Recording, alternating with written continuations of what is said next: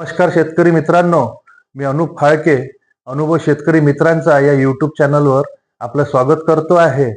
आणि शेतकरी मित्रांनो, एक विनंती आहे की चॅनलला सबस्क्राईब करायला विसरत जाऊ नका आणि व्हिडिओ पूर्ण बघत चला, जेणेकरून आपल्याला पूर्ण माहिती मिळेल. आणि व्हिडिओला एक लाईक नक्की करा. शेतकरी मित्रांनो, बरेच शेतकरी मित्रांनी मला कॉमेंटद्वारे विचारलेलं आहे की ऊसाच्या विषयी तुम्ही माहिती सांगत नाही, म्हणून आज मी ऊसाच्या भरघोस उत्पन्नासाठी एक व्हिडिओ घेऊन आलेलो आहे. आणि ते पण असं की जे आपल्या जो शेतात फुकट उपलब्ध असते आणि आपण त्याचा वापर जर केला तर आपल्याला भरपूर उत्पन्न मिळेल. आता ते फुकटची वस्तू म्हणजे काय, की फुकटची वस्तू म्हणजे आहे गोमूत्र, गावरान गाईचं गोमूत्र. आणि गावरान गाईचं गोमूत्र जर वापरलं तर अति उत्कृष्ट राहील. आणि आपल्याजवळ गावरान गाय जर नसेल तर जर्सी गाईचं सुद्धा तुम्ही वापरू शकता, पण बनेपर्यंत तुम्ही गावरान गाईचंच गोमूत्र वापरा. आणि एक विनंती अशी करील आपण शेतकरी मित्रांना की विदेशात सुद्धा गावरान गाई आपल्या पोचल्या जातात आणि त्याचं दूध अति उत्कृष्ट दर्जात विकल्या जातं. आणि त्यांच्या ज्या जर्सी आणि होलिस्टन गायी आहेत त्याचं दूध कमी दर्जाचं लेखल्या जाते. आणि आपण त्याचं उलट करतोय की आपल्या गावरान गाई जे आहे आपण त्यांना देऊन राहिलो, त्यांच्या विदेशी गाई आपण आणून राहिलो आहे, ज्याच्यामुळे बिमाऱ्यांचं कारण वाढलेले आहे, बऱ्याचशा बिमाऱ्या वाढून राहिल्या आहे. तर त्याच्यामुळे सगळ्यांना एक विनंती करेल की आपण सगळे शेतकरी मित्रांनी एक तरी गावरान गाय पोसली पाहिजे, जेणेकरून आपल्याला त्याचं दूध पण घरी मिळेल चांगलं, ज्याच्यामुळे सशक्त दूध राहील, बिमाऱ्या कमी होईल आणि शेतात सुद्धा आपल्याला उपयोग येईल गावरान गायच्या गोमूत्रापासून किंवा शेणापासून. तर आपण आता व्हिडिओला सुरुवात करूया शेतकरी मित्रांनो. तर आपल्याला काय करायचं आहे, ऊसामध्ये गोमूत्राची फवारणी घ्यायची आहे. गोमूत्राची फवारणी केव्हापासून तर केव्हापर्यंत घ्यायची आहे, तर साधारणतः आपला ऊस जेव्हा 1 फुटाचा होतो, 1 फुटाच्या खाली जर ऊस असेल तर गोमूत्र वापरू नका. 1 फुटाचा झाल्यानंतर आपल्याला गोमूत्राची फवारणी करणं सुरू करायची आहे. आणि ती फवारणी कधीपर्यंत करायची आहे, जेव्हा आपला ऊस 4-4.5 महिन्याचा होतो. 4-4.5 महिन्याचा ऊस जवळपास माणसाच्या वर जातो, म्हणजे 5.5-6 फुटाच्या वर जातो, त्याच्यानंतर आपल्याला फवारणी करायची नाही आहे. तर आपल्याला 1 फुटाचा ऊस झाल्यापासून तर 4-4.5 महिन्यापर्यंत आपल्याला फवारणी करता येईल. जो त्याचा ऊसाचा पाला असतो त्याच्यावरच आपल्याला फवारणी करायची आहे. तर आता आपल्या गोमूत्राचे एवढे फायदे काय, कशामुळे एवढे फायदे होतात, गोमूत्रात काय आहे, तर गोमूत्रात तर सगळ्यात आधी 70 ते 80% पाणीच असतं.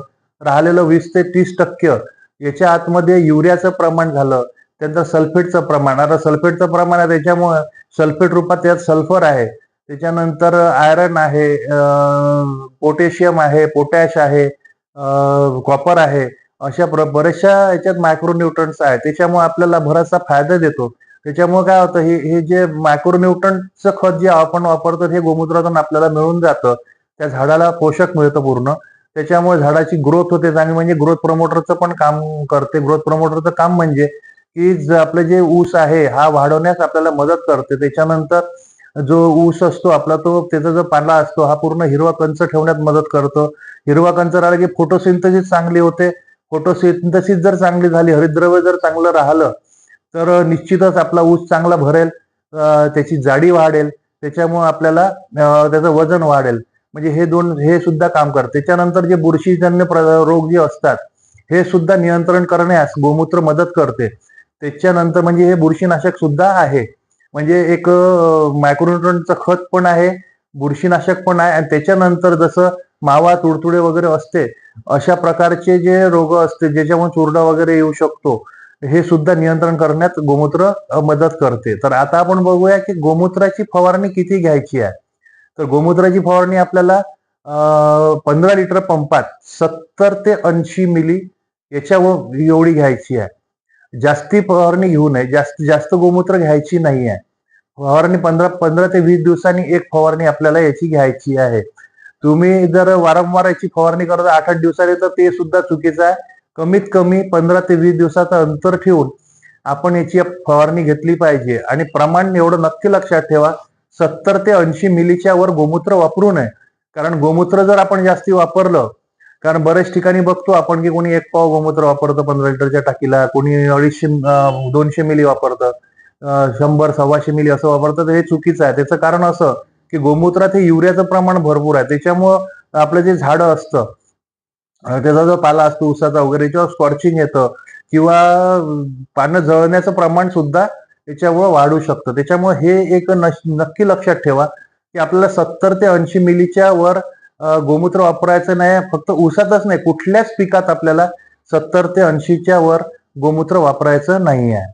आणि तुमच्याजवळ काही अशी माहिती असेल तर आमच्यापर्यंत कॉमेंटद्वारे नक्की कळवा.